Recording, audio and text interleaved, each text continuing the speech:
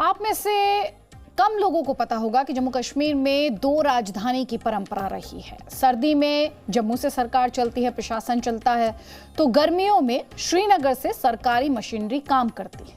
पिछले करीब 149 सालों से जम्मू कश्मीर में यही परंपरा रही है, जिसे वहां की भाषा में कहें तो दरबार मूव कहा जाता है। लेकिन अब से ये नहीं होगा, क्योंकि अब दरबार मूव पर रोक लगा दी गई है और इस पर सियासत भी हो रही है।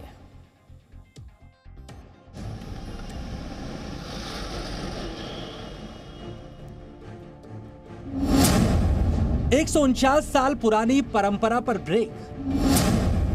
जम्मू कश्मीर में 6 महीने वाली राजधानी अब नहीं। हर साल गर्मी जम्मू के वीवीआईपी इलाके में दरबार मूव में शामिल सरकारी कर्मचारियों के स्वागत में ऐसे ही पोस्टर लगाए जाते हैं।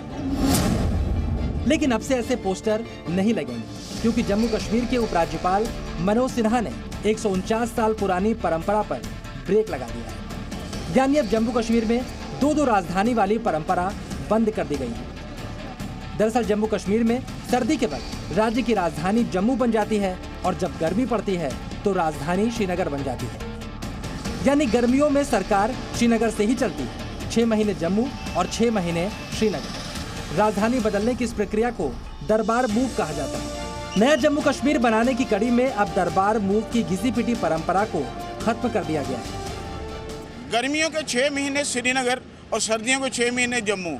साल में 2 बार राजधानी शिफ्ट करने की ये परंपरा जो पिछले 149 साल से चल रही थी, वो अब ख़त्म हो गई है। यानी कि अब गर्मियों में और सर्दियों में दोनों जगह जम्मू और श्रीनगर में राजधानी रहेगी। यहाँ पे जो ऑफिसेज हैं वहाँ पे रहेंगे, श्रीनगर के श्रीनगर में रहेंगे, जम्मू के जम्मू में रहेंगे। दोनों जगहों पे काम होगा और इससे सरकार को लगभग 200 करोड़ रुपए का हर साल जो एक नुकसान होता था राजधानी शिफ्ट करने में, उसमें भी बचाव होगा। इसके अलावा जम्मू के एम्प्लॉई जो श्रीनगर जब जाते थे तो उनके रहने का बंदोबस्त करना, उनके जो क्वार्टर, उनका रख रखाव, और जब श्रीनगर के एम्प्लॉई जम्मू आते थे तो उनका रख रखाव करना, उनके क्वार्टर्स का, उनकी हर चीज़ जो है पूरी करना, इस सब पे जो है वो लगाम लगेगा। जम्मू कश्मीर में दरबार मूव का इतिहास भी आपको जानना चाहिए। जम्मू कश्मीर के लोगों के बीच प्रशासकीय तालमेल बढ़ाने के मकसद से राजधानी बदलने की परंपरा डोगरा शासक महाराज गुलाब सिंह ने वर्ष 1872 में शुरू की थी। तब महाराजा का दरबार अप्रैल में गर्मियों के महीने श्रीनगर में सस्ता था और अक्टूबर में 6 महीने के लिए दरबार जम्मू में शिफ्ट हो जाता था। इस व्यवस्था को डोगरा शासकों ने वर्ष 1947 तक जारी रखा। वर्ष 1947 में जब जम्मू कश्मीर का भारत में विलय हुआ, तब भी दरबार मूव की व्यवस्था को जारी रखा गया। इस दौरान हर 6 महीने पर राजधानी बदलने पर पूरी सरकारी मशीनरी को श्रीनगर से जम्मू और जम्मू से श्रीनगर शिफ्ट करना पड़ता था। इसकी वजह से राज्य सरकार को काफी खर्च भी करना पड़ता था। एक अनुमान के मुताबिक राजधानी बदलने के दौरान 7 से 8 हजार कर्मचारी एक से दूसरी जगह पर आते थे। उनके रहने के लिए सरकारी क्वार्टर को सजाया संवारा जाता था। ऐसे कर्मचारियों को दरबार मूव के लिए 25,000 रुपए का भत्ता भी दिया जाता था। ऑफिस के रिकॉर्ड शिफ्ट करने, सुरक्षा व्यवस्था बढ़ाने पर भी खर्च होता था। आंकड़ों के मुताबिक दरबार मूव की वजह से राज्य के खजाने से 200 करोड़ रुपए हर साल खर्च होते थे। अब उपराज्यपाल मनोज सिन्हा के इस फैसले से राज्य सरकार को 200 करोड़ रुपए की बचत होगी। इसी के साथ उपराज्यपाल ने सभी दरबार मूव कर्मचारियों को सरकारी आवास 21 दिन में खाली करने का आदेश दिया है। इस फैसले से सरकारी कर्मचारी काफी खुश हैं। काफ़ी अच्छा स्टेप है। अगर ये होता भी है, आप देखिए कितना लॉस भी होता था हमारे एडमिनिस्ट्रेशन को, पैसा कितना वेस्ट होता था, तो ये एक वेलकम स्टेप है। एक नासूर था, जो एक इन्फीरियरिटी और सुपीरियरिटी का कम्प्लेक्स था ये दरबार मूव। आज मैं समझता हूँ ये एक लैंडमार्क जजमेंट आई है और इसमें एक्सचेकर का जो बोझ है 200-300 करोड़ का, वो कम हुआ है। जब दरबार मूव होना महीना वहाँ पर मतलब पहले उस काम को रेगुलराइज होते लग जाता था, तो बड़ी अच्छा ये ऑर्डर हुआ। दरबार मूव की परंपरा खत्म होने से सरकारी कर्मचारी खुश हैं, लेकिन राजनीतिक पार्टियों को फिजूल खर्ची रोकने की योजना पसंद नहीं आ रही। पीडीपी अध्यक्ष महबूबा मुफ्ती ने इस पर भी अपनी आपत्ति जाहिर कर दी। उन्होंने ट्वीट किया, दरबार मूव रोकने का केंद्र सरकार का कदम मूर्खतापूर्ण है। इसका आर्थिक और सामाजिक लाभ गर्मी और सर्दियों के दौरान राजधानी बदलने पर किए गए खर्च से अधिक है। इससे पता चलता है कि ऐसा गैर संवेदनशील फैसला उन लोगों ने लिया है जिन्हें जम्मू कश्मीर के हितों की परवाह नहीं है। जो ये स्टेटें होती हैं, जो ये एडमिनिस्ट्रेशन होती है, ये कोई पंसारी की दुकान नहीं है कि जहाँ नफ़ा और नुकसान देखा जाए कि हमने इतने पैसे बचा लिए।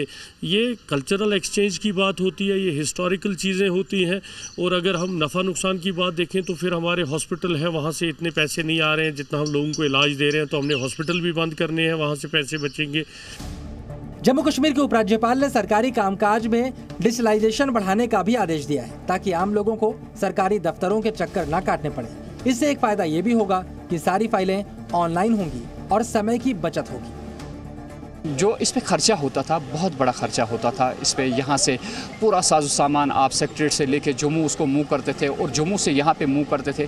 इसमें लाखों और करोड़ों रुपया खर्च होते थे।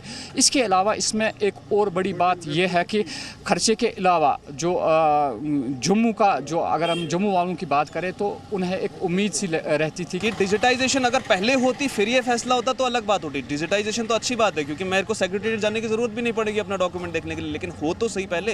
डिजिटाइजेशन में भी अच्छा खासा खर्चा होने आएगा। उन्हें टीम्स हायर करनी है जो अलग अलग डिपार्टमेंट के अलग अलग सेक्शंस को डिजिटाइज करेंगे। डिजिटाइजेशन तो अच्छा स्टेप है, लेकिन होगा कब, ये मसला है, ये सवाल है सबसे बड़ा। जम्मू कश्मीर से अनुच्छेद 370 हटने के बाद से सरकारी और प्रशासनिक तंत्र को ठीक करने की कोशिश हो रही है। पहले जम्मू कश्मीर की सरकारी इमारतों से उसका अलग झंडा हटाया गया, उसके बाद केंद्र सरकार की योजनाओं को जम्मू कश्मीर में आम लोगों तक पहुंचाया गया और अब दरबार मूव खत्म करके प्रदेश सरकार ने प्रदेश की जनता और सरकारी कर्मचारियों को बड़ी राहत दी है। श्रीनगर से खालिद हुसैन के साथ जम्मू से राजू केडी, जी मीडिया। तो प्रशासन पैसे बचाने की बात कर रहा है, जो प्रशासन से जुड़े अधिकारी हैं उसे एक अच्छा कदम बता रहे हैं। वहीं दूसरी तरफ पीडीपी की अध्यक्ष महबूबा मुफ्ती सवाल खड़े कर रही हैं, कह रही हैं इस परंपरा को रोकना गैर संवेदनशील, असंवेदनशील वो उसे करार दे रहे हैं। तो सियासत भी हो रही है और इस फैसले की दूसरी तरफ तारीफ भी हो रही है। Presenting B News app available on Google Play and App Store. Download it now.